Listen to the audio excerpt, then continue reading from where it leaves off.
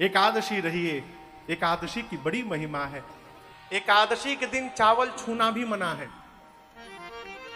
लेकिन हमारे आपके बगल में एक स्थान है, धाम है, श्री जगन्नाथ धाम, जगन्नाथपुरी, जहां एकादशी के दिन भी जगन्नाथ भगवान को खिचड़ी का भोग लगाया जाता है। पूरे धरती पर एक इकलौता स्थान है। जानते हैं क्यों? भगत के कारण।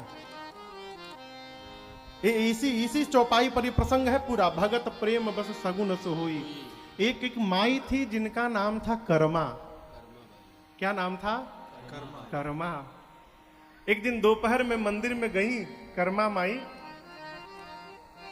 तो स्वयं बेचारी के पास कुछ था नहीं, मांग मांग के खाती थी। दोपहर में गई जगन्नाथ भगवान के मंदिर में, देखी पुजारी जी भोग लगा रहे हैं। तो मां ने सोचा बताओ भगवान को सवेरे से भूखा रखे पुजारी जी, दोपहर में भोग लगा रहे हैं।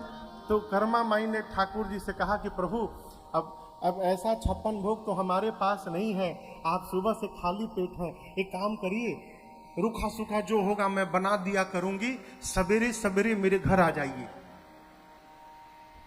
बोल कर गई तो उनको विश्वास था कि भगवान आएंगे। सवेरे उठी, न नहाई, न मुंह धोई, न चौका बर्तन साफ की, न चूल्हा साफ की, उसी तरह बर्तन में खिचड़ी बनाने लगी। खिचड़ी बना के जैसे कर्मा ने रखा, एक 8 साल का बालक दरवाजे पर आया और कहा मां जल्दी से खिला दे, भूख लगी है मुझे। कन्हैया आए, कर्मा मैया ने उनको खिचड़ी खिलाया। उनका नाम कर्मा नहीं था, उनका नाम कुछ और था। लेकिन भगवान कृष्ण आ जाते थे और थोड़ी भी देरी होती थी भोजन बनने में तो कहते थे जल्दी कर्मा, जल्दी कर्मा, विलंब मत कर, जल्दी कर्मा। तो भगवान कृष्ण जब कहते थे जल्दी कर्मा, जल्दी कर्मा, तो ये कर्मा से उनका नाम कर्मा बाई हो गया। रोज भगवान खिचड़ी खाने आते थे। एक दिन आचार्य संप्रदाय के महात्मा थे बाबू, दक्षिण भारत के रामानुजी संप्रदाय के महात्मा, वो सवेरे सवेरे गुजरे तो देखे कि कर्मा बर्तन धो रही है। तो पूछे कि अरे तुम इतने सवेरे भोजन खा ली? तो नहीं, तो कन्हैया आता है ना भोजन करने। तो बोले हाँ, इतनी बड़ी तुम भगत हो कि तुम्हारे यहाँ भगवान 56 लोग छोड़ के खिचड़ी खाने आएंगे। तो बोले ऐसे तो भोजन करा देती है?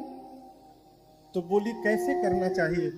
बोले तुम नहाई हो, पहले खुद स्नान करो, स्नान करने के बाद चौका बर्तन साफ करो, शुचिता लाओ, साफ आंगन साफ करो, स्नान करो, उसके बाद पवित्रता पूर्वक प्रणाम करके भोजन बनाओ, तब भगवान को भोग लगाओ। अब अगले दिन टाइम से भगवान आए तो देखे कर्मा जी अभी झाड़ू लगा रही हैं। फिर भगवान चले गए, चलो आधे घंटे बाद आऊंगा, अभी देरी है। फिर आधे घंटे बाद पहुंचे तो देखे स्नान करके आई हैं, फिर चले गए। ऐसे 4-5 बार भगवान आए गए। अंत में आए तो खिचड़ी बनी मिली। जल्दी जल्दी भगवान गरम गरम खिचड़ी खा रहे थे, तब तक मंदिर में भोग लगने का टाइम हो गया। जब वहां भोग की घंटी बजी तो भगवान छोड़ के अब भागे मंदिर में। पुजारी जी जब मंदिर का पट खोले भोग लगाने के लिए तो देखते हैं जगन्नाथ भगवान के मुख में और उनके दाहिने हाथ में खिचड़ी लगा हुआ है विग्रह में। पुजारी जी बोले प्रभु ये 56 भोग छोड़ के कहां कहां घूम के पा रहे हैं खिचड़ी? ठाकुर जी ने कहा कि मैं कर्मा बाई के यहां भोजन करने जाता हूं और उस महात्मा से बोलो कि जाकर जो ज्ञान उपदेश दिया है उस ज्ञान उपदेश को वापस ले पहले मेरी माई से। सारा नियम बिगाड़ दिया मेरा। वो जैसे भोग लगाती है वही उसकी असली विधि है। पुजारी जी को, उन संत को बुलाया गया। पुजारियों ने कहा ठाकुर जी की आज्ञा है। आपने जाकर क्यों कहा कर्मा बाई से? जाकर उनसे वापस कहिए कि जैसे भोग लगाती थी वैसे भोग लगाए। महात्मा गए कर्मा बाई के पास, जाकर बोले देखो कर्मा, तुम एक काम करो, तुम जैसे लगाती थी तुम वैसे ही लगाया करो। कर्मा बाई बहुत प्रसन्न हुई, बोली आपने बड़ी समस्या समाप्त कर दी। आज मेरे कन्हैया को विलंब हो गया, कल से टाइम से भोग लगाऊंगी। एक काम करिए, आज भी आप भी बैठ जाइए, यहीं रुकिए, कल सुबह कन्हैया के साथ भोजन करिएगा। महात्मा ने कहा कर्मा अभी तुम्हारी जैसी पात्रता मेरी नहीं हुई है। तुम कन्हैया को भोजन करा सकती हो, लेकिन मैं कन्हैया के साथ बैठकर भोजन नहीं कर सकता हूं।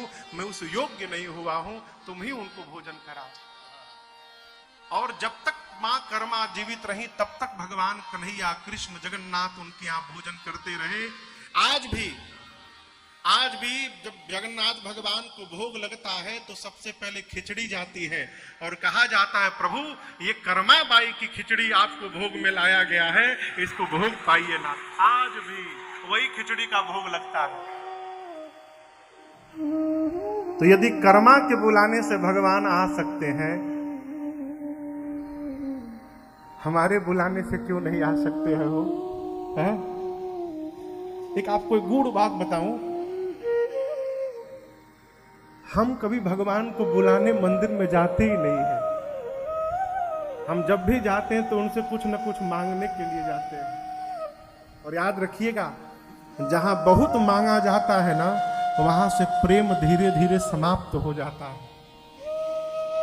आपसे कोई नृत्य मांगने लगे, आप उसको पसंद करेंगे? भगाओ, जब आता है कुछ मांगता है। जब आपसे नित्य मांगा जाए आपको अच्छा नहीं लगता।